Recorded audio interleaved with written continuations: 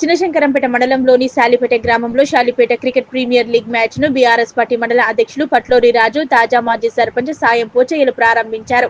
MH Risers, RK warriors జట్లు తలపడుతున్నాయి.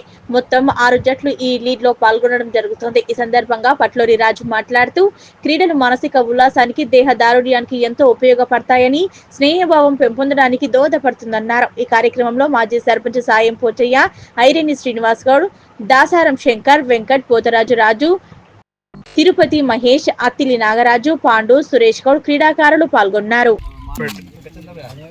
Premier league second session దాంట్లో పాల్గొంటున్న ప్లేయర్స్ అందరికీ, యూత్ అందరికీ వెల్కమ్. అదేవిధంగా శుభాకాంక్షలు.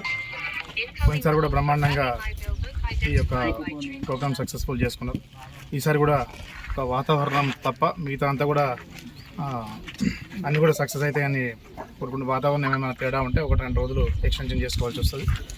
దానికి అందరూ కూడా సహకరించి